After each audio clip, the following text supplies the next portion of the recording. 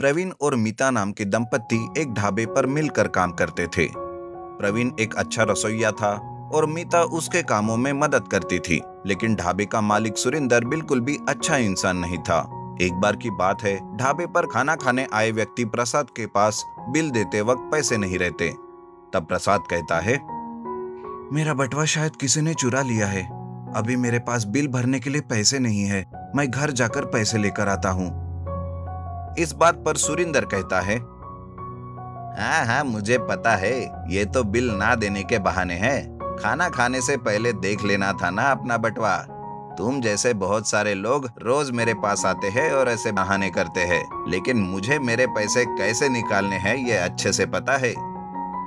मैं सच कह रहा हूँ, मेरा विश्वास कीजिए, मैं वैसा इंसान नहीं हूँ। मैं आपके पैसे ही दे दूंगा। लेकिन सुरिंदर उसकी एक भी बात नहीं सुनता और उसे ढाबे के बर्तन साफ करने के लिए कहता है। वो मीता के पास जाता है। तब मीता कहती है, आप मुझे अच्छे इंसान दिख रहे हो। हमारे मालिक तो हमेशा ही ऐसे ही करते रहते हैं। मुझे आप पर पूरा विश्वास है। आप जाओ यहाँ से, मैं सब संभाल लूंगी। मैं आपका ये उपकार कभी नहीं भूलूंगा। कभी वक्त पड़ेगा तो मैं भी आपकी जरूर मदद करूंगा। ये कहकर प्रसाद वहां से चला जाता है। ये सब सुरिंदर देख लेता है। उस दिन प्रवीण और मीता के पगार का दिन रहता है। सुरिंदर उन्हें जानबूझकर कम पगार देता है। मीता और प्रवीण जब अपना पगार गिनते हैं, तब प्रवीण कहता है, अरे मालिक, ये क्या, हमें आपने इतना कम पगार क्यों दिया? हमने तो कोई भी छुट्टियां नहीं ली, फिर भी आपने पैसे काट लिए। अरे तुम्हारे पत्नी से पूछो उसने क्या किया है। उसे बड़ी सेवा करने का मन करता है ना, इसलिए पैसे काटे हैं उसके। आप जाओ यहाँ से, मेरा दिमाग खराब मत करो। ये क्या मालिक, आप तो हमेशा ही ऐसे करते रहते हो। हमें नहीं करनी आपके पास कोई नौकरी। हाँ हाँ, जाओ जाओ, मुझे भी कोई जरूरत नहीं है तुम्हारी। इस तरह वो दोनों काम छोड़कर घर चले जाते हैं।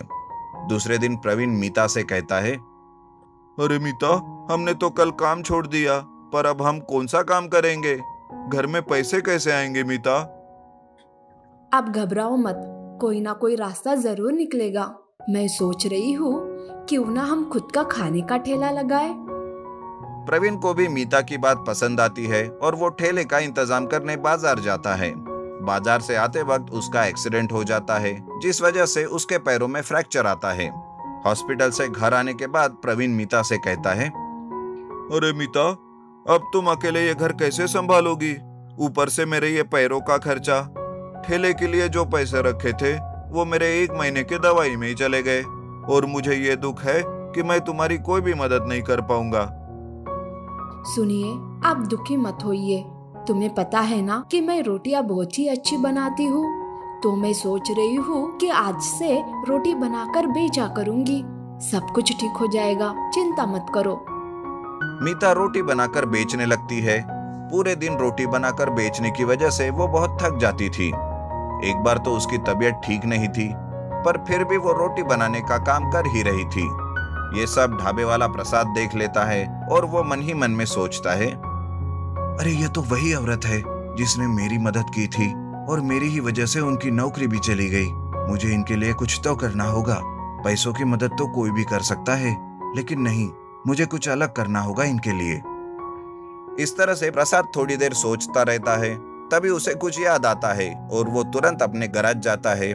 प्रसाद का एक खुद का गैराज था, जहाँ पर एक रोटी मेकिंग मशीन पड़ी थी, लेकिन वो पूरी तरह से खराब हो चुकी थी और उसका मालिक उसे कबाड़ में बेचने वाला था। प्रसाद उस मशीन को देखता है और कहता है, अरे इस रोटी मेकिंग मशीन का रिस्टोरेशन किया तो ये मशीन काम आ सकती है।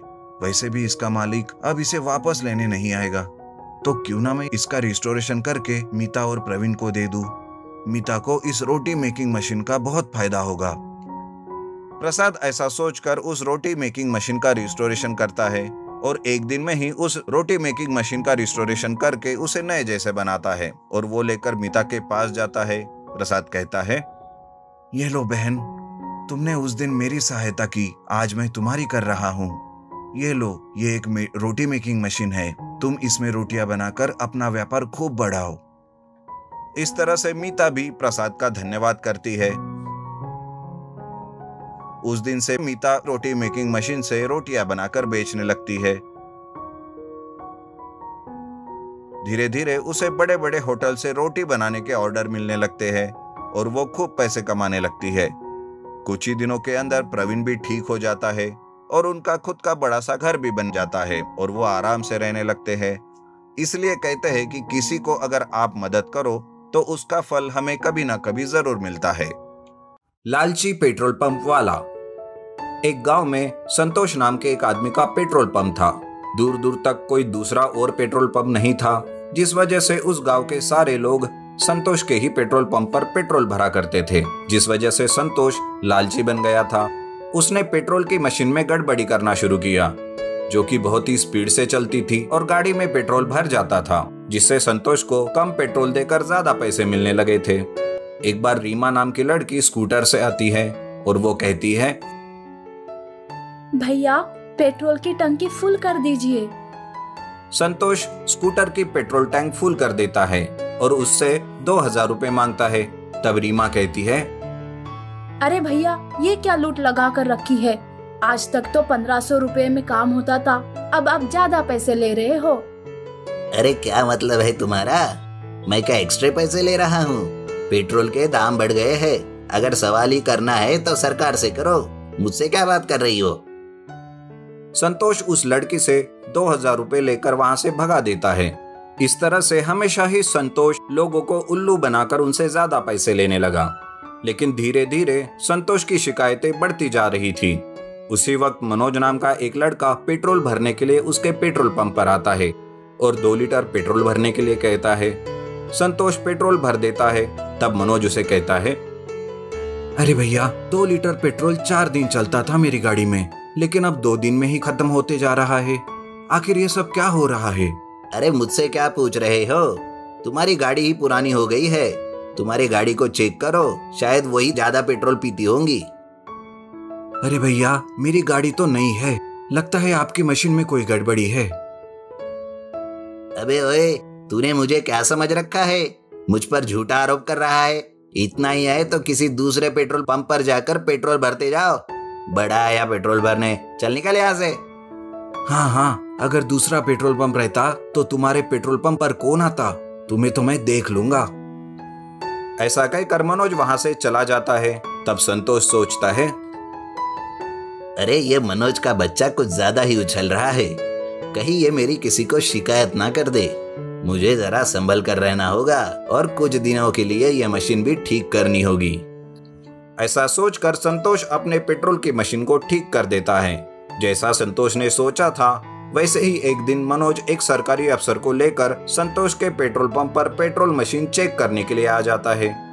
वो ऑफिसर संतोष के पेट्रोल पंप के मशीन की छानबीन करने लगता है और छानबीन होने के बाद वो ऑफिसर कहता है, ये क्या मिस्टर मनोज, मशीन तो ये बिल्कुल ठीक है, इसमें कोई गड़बड़ी नहीं। पर यह कैसे हो सकता है? शायद इसने पहले ही चालाकी से इस मशीन को ठीक करवा दिया है। देख लिया मनोज, अब तो तसल्ली हो गई ना तुम्हें? मुझ जैसे ईमानदार आदमी पर आरोप करने से पहले 2 बार सोचते जाओ। अब चुपचाप मुझसे माफी मांगो, वरना मैं ही तुम्हारी कंप्लेंट पुलिस को कर दूंगा, समझे? माफी? और तुझसे? तुझ जैसा नीच इंसान मैंने आज तक नहीं देखा। तुमसे तो मेरा जूता भी माफी नहीं मांगेगा। अबे चल जा बे, बड़ा आया। ऐसा कहकर मनोज और वो सरकारी अफसर वहां से चले जाते हैं। तब जाकर संतोष को राहत मिलती है और वो सोचता है, अच्छा हो गया जो समय रहते मैंने अपना दिमाग लगाया और इस पेट्रोल की मशीन को ठीक करवाया, नहीं तो आज मेरा पेट्रोल पंप बंद होने से कोई नहीं रोक सकता और मुझे जरूर जेल की हवा खानी पड़ती। अब ईमानदारी से कुछ दिनों के लिए कोई गड़बड़ी नहीं होगी। ऐसा सोचकर संतोष मशीन में कोई भी गड़बड़ी नहीं करता। सब कुछ ठीक ठाक चल रहा था। लेकिन कुछ दिनों के बाद फिर से संतोष मशीन में वही गड़बड़ी करके रखता है, जिस वजह से धीरे धीरे फिर से शिकायतें बढ़ने लगती है। तब मनोज सोचता है, अब तो इस संतोष के बच्चे को रंगे हाथ पकड़ना ही होगा। मनोज ऐसा सोचते हुए अपने ही एक पुलिस इंस्पेक्टर दोस्त को भेस बदल कर संतोष के पेट्रोल पंप पर जाने के लिए कहता है। मनोज का दोस्त एक कैन लेकर जाता है और वो कहता है, अरे सुनो भाई, पेट्रोल ना होने की वजह से मेरी गाड़ी बीच रास्ते में ही बंद हो गई। जरा मुझे इस कैन में 2 लीटर पेट्रोल तो देना। संतोष उसे 2 लीटर पेट्रोल भरकर देता है। तभी वो अपने हवलदार को बुलाकर उनसे कैन के पेट्रोल को मापने के लिए कहता है। तब मनोज भी सरकारी अफसर के साथ वहां आ जाता है। यह सब देखकर संतोष घबरा जाता है। जब पेट्रोल को मापा जाता है तो पेट्रोल 2 लीटर से कम मापा जाता है और पेट्रोल की मशीन में भी गड़बड़ी पाई जाती है। तब मनोज का दोस्त, जो कि एक पुलिस इंस्पेक्टर रहता है, वो संतोष को पकड़ लेता है और मनोज कहता है, तुम आखिर कितनी भी चालाकी कर लो संतोष, पर पाप का घड़ा एक ना एक दिन भर ही जाता है। अब जेल में जाकर जेल की हवा खाओ। इस तरह से लालची पेट्रोल पंप वाले संतोष को जेल में डाला जाता है।